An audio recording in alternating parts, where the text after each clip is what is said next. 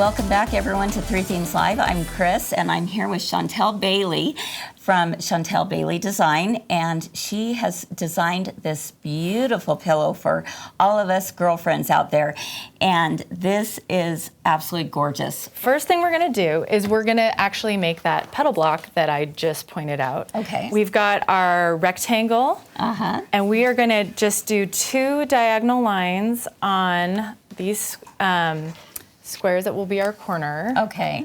So I will do that for you. Okay. And you are sewing on this line. I know a lot of times we sew a 1/4 of an inch away. We're gonna sew on. We're gonna sew directly on the line. Yep, these are gonna be our sew lines because we're just kind of snowballing these, you know, flying geese one at a time. Sure. Okay, so if you'll do this one first and then that one after you press it. Right after I press it. Yep. Okay.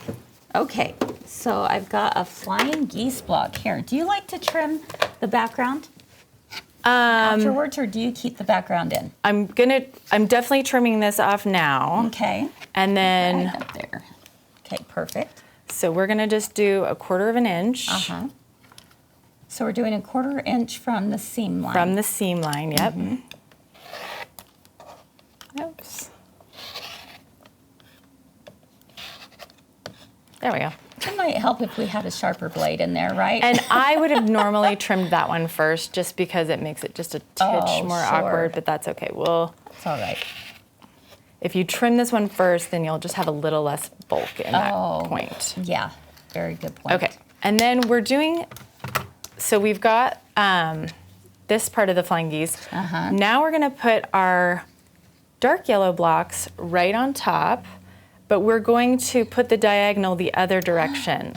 And we're gonna sew on that line again. So that's gonna go like that. That's how that forms. Just going straight down that line, right? Yes. Yep. Oh, you're good. Right here, and then you're gonna do the same thing with that one. Oh, I love how that is constructed. Okay. So this was one of those constructions that you've thought, this is what I want to do. I want to do something with this I have seen a block that looks like that. There's a couple other ways to do it. You can do it with like 2 partial 1/4 square triangles where you put them together. Yes, that's but how there's I a see seam it. in the middle. And I was like, I don't want a seam in the middle on this. So I was kind of brainstorming like how I was going to do this where you're not going to cut this now? If you don't mind, yes. Okay.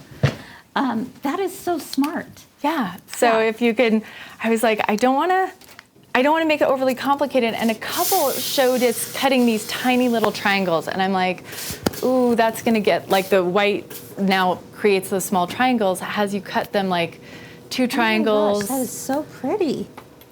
I love that. Okay. Okay.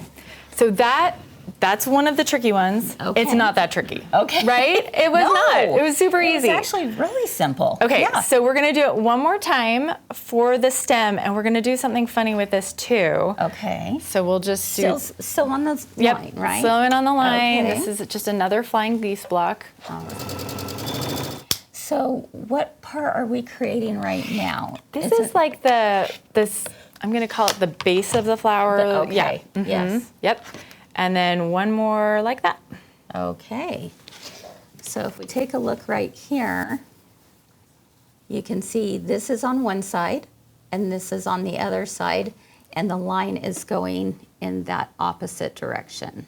All right. Let's turn that around.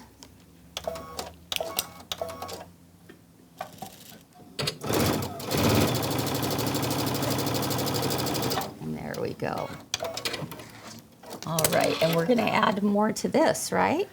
No, actually, we're gonna cut something off. Ooh, okay, I can't wait to see how that works. Okay, so this is a perfect flying geese block. Now we're going to cut a 1/4 of an inch off. We're gonna trim this right at the point. When we do another 1/4 of an inch, your stem fits right in here, and you have that, where's the pillow? It makes it fit just perfectly with all the seam allowances. It's right down there on the side. I'll show you. Take a look. So the stem meets up and you have this nice little meet, and you don't have a weird point there because you don't want a point right there, right? Exactly. So that's how you do that. So it just kind of blends right in. That is so The one smart. time you The one time that you cut off your point.